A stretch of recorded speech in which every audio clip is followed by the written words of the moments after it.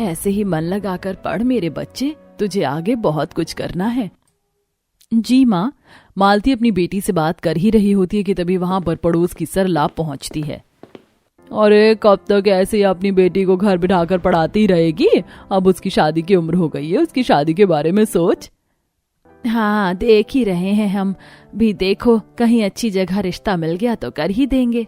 अच्छा वैसे मेरी नजर में एक रिश्ता है, लड़के वाले बहुत पैसे वाले हैं, राज करेगी हमारी प्रेरणा उस घर में, अगर तू बोले तो मैं शादी की बात आगे बढ़ाऊं।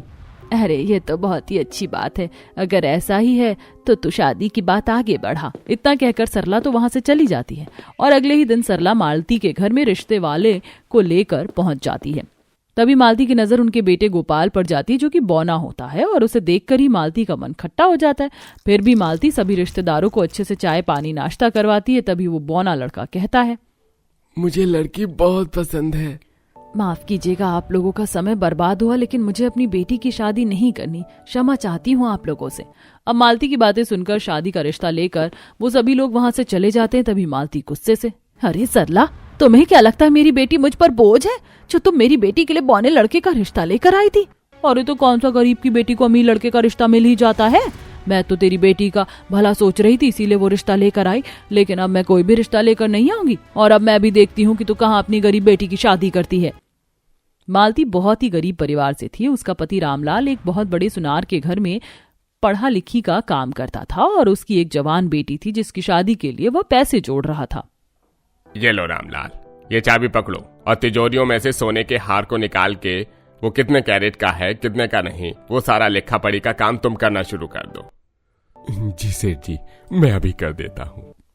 रामलाल लिखा पढ़ी का काम कर रहा होता है। तभी वहां पर सेठ की बीवी उर्मिला आती है, जिसने गले में सोने के हार, सोने की चूड़ियां पहनी हुई होती हैं।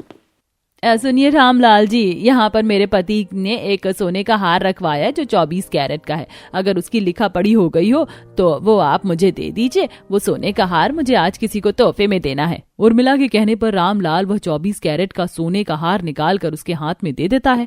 खुद सोने से लदी हुई उर्मिला वह सोने के हार को लेकर वहां से चली जाती है।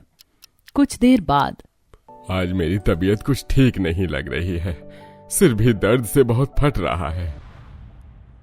क्या हुआ रामलाल अंकल, आपकी तबीयत तो ठीक है ना? मैं समझता हूँ कि आपकी अब उम्र हो गई है और आपसे ये लिखा पढ़ी का काम अब नहीं हो पाता है। नहीं बेटा, मैं ठीक हूँ, बस सिर में हल्का दर्द है।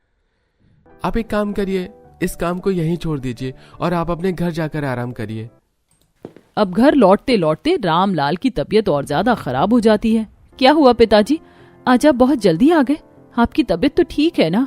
अरे आप आ गए, रुको मैं अभी आपके लिए चाय बना कर लाती हूँ। नहीं, रहने दो मालती, कुछ मत बनाओ, मेरी तबीयत थोड़ी ठीक नहीं लग रही है। मुझे आराम करना है। रामलाल जाकर अपने कमरे में आराम करने लगता है। अगले दिन सुबह रामलाल अपनी बेटी से कहता है, सुनो प्रेरणा, मेरी तबीयत कुछ ठीक नहीं, इसलिए मैं चाहता हूँ कि जब तक मेरी तबीयत ठीक नहीं है तब तक तुम रघु सेठ के यहाँ पर जाकर मेरे बदले का काम करो, लिखा पढ़ी का, क्योंकि मेरे सिवा वहाँ पर अभी कोई दूसरा वर्कर नहीं है जो उनके काम को संभाले। ठीक है पिताजी, आप चिंता मत कीजिए, आप काम करिए, मैं आपकी जगह जाकर उस सुनार के घर में लिखा पढ़ी का काम कर दूंगी। अब अपने पिता के कहने पर प्रेरणा सुनार के घर पहुँचती है। अरे बेटिया, तुम कौन हो?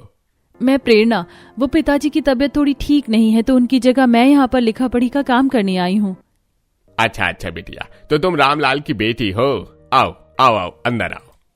प्रेरणा घर के अंदर आती है और जाकर अपना काम करने लगती है। तभी उसकी नजर मेज पर रखे एक सोने के फ्लावर पॉट पर जाती है। वाव, ये सोने का फ्लावर पॉट कितना खूबसूरत लग रहा है। प्रेरणा सोने के फ्लावर पॉट को निहार रही होती है कि तभी वहां पर विपिन आता है, जिसकी नजर प्रेरणा के ऊपर पड़ती है। विपिन प्रेरणा के पास जाकर, आप कौन? आज से पहले तो आपको कभी यहाँ नहीं देखा। मैं प्रेरणा, वो दरअसल पिताजी की तबीयत खराब थी इसलिए उनकी जगह पर मैं आई हूँ। इतना बोलने के बाद प्रेरणा फिर से अपने लिखा पढ़ी के काम में लग जाती है। तभी विपिन अपने कमरे में आकर खुद से बातें करते हुए कहता है, अरे बड़ी ही अजीब लड़की है, मेरे गले में सोने और इतने मोटे मोटे चेन को देखकर लड़कियां मुझ पर पागल होती हैं, और ये लड़की, इसने तो मेरी तरफ देखना भी जरूरी नहीं समझा। ये पहली लड़की है जो मुझे देखकर ऐसे रिएक्ट दे रही है। अब प्रेरणा अपना काम खत्म करके देर शाम अपने घर लौटती है। मेरी बेटी प्रेरणा, काम अच्छे से हो गया था ना? कोई दिक्कत तो परेशानी नहीं आई तुझे वहां? नहीं पिताजी, सब अच्छे से हो गया। अब अगले दिन फिर प्रेरणा सुबह सुबह मोटे सेठ रघु के घर पहुंचती है। तभी वहां पर मोटे सेठ रघु की बेटी कोमल पहुंचती है।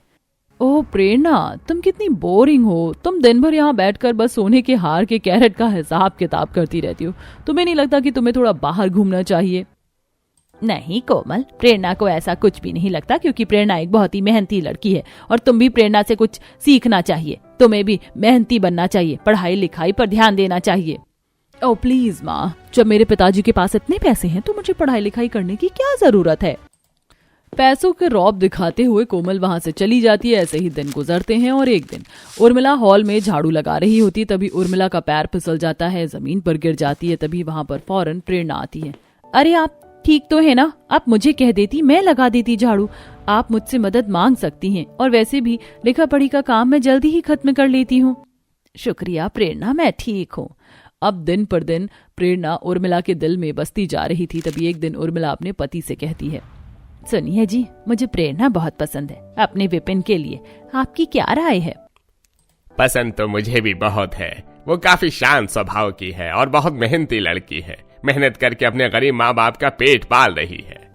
मेरी बात मानिए तो सबसे पहले आप प्रेरणा को अच्छे तरीके से परख लीजिए, तभी उसे अपने सुनार के घर की बहू बनाइएगा। ठीक है, वैसे मुझे प्रेरणा पर तो पूरा विश्वास है, लेकिन तुम कहती हो तो एक बार ये भी करके देख लेते हैं। अगले दिन सुबह, सुनो प्रेरणा, आज हम सब लोग किसी काम से बाहर जा रहे हैं और जब तक हम लोग नहीं आ जाते तो तुम यहीं रहना। अब सभी लोग सारा घर प्रेरणा के ऊपर छोड़कर चले जाते हैं। अब देखते ही देखते सुबह से शाम हो जाती है और प्रेरणा उर्मिला को फोन करती है। प्रेरणा बेटी, बस हम पहुंचने ही वाले हैं, बस रास्ते में है। ठीक है। अब देखते ही देखते रात के 9 बज जाते हैं। मुझे घर भी जाना है, लेकिन मैं ऐसे सारा सामान छोड़कर भी यहाँ से नहीं जा सकती। इतने सारे सोने के ज्वेलरी, पैसे, सब कुछ रखा हुआ है। अगर मेरे जाने के बाद कोई हादसा ही हो गया तो? कुछ देर बाद उर्मिला के सारे परिवार वाले घर पहुंचते हैं। आप लोग आ गए? चलिए अब मैं चलती हूँ, माँ कब से घर पर मेरा इंतजार कर रही हैं। अब सबके आते ही प्रेरणा वहां से अपने घर चली जाती है। तभी सारा परिवार घर की सभी चीजों को देखने लगता है। जहां उर्मिला देखती है कि उसकी तिजोरी में सारा सोना पैसा वैसे का वैसा ही पड़ा हुआ है। देखा, मैं कहती थी ना कि प्रेरणा एक बहुत ईमानदार लड़की है। तिजोरी का सारा सामान वैसा का वैसा ही पड़ा हुआ है, उसने हाथ तक नहीं लगाया किसी चीज को। अच्छा, तो आप लोगों ने ये सब चीज प्रेरणा को आजमाने के लिए किया था? वैसे आप सही कह रही हो माँ, प्रेरणा सच में बहुत अच्छी लड़की है। अच्छी लड़की है तभी तो हम उसे अपने घर की बहू बनाना चाहते हैं। अब विपिन का मुस्कुराता चेहरा देखकर उसके माता पिता भी समझ जाते हैं कि विपिन को भी प्रेरणा बहुत पसंद है। अगले दिन सुबह उर्मिला अपने पूरे परिवार के साथ प्रेरणा के घर पर शादी का रिश्ता लेकर पहुंचती है। अब उर्मिला के घर के नौकर अपने हाथों में बड़ी बड़ी थालियों में सोने की चूड़ियां, सोने के गहने और सोने की साड़ियां लेकर उसके घर पहुंचते हैं, जहां आस पड़ोस के लोग उन्हें गरीब प्रेरणा के घर जाता देख काफी हैरान होते हैं। अरे आप लोग और ये सब? हाँ मालती, हम लोग तुम्हारी बेटी के लिए रिश्ता लेकर आए हैं।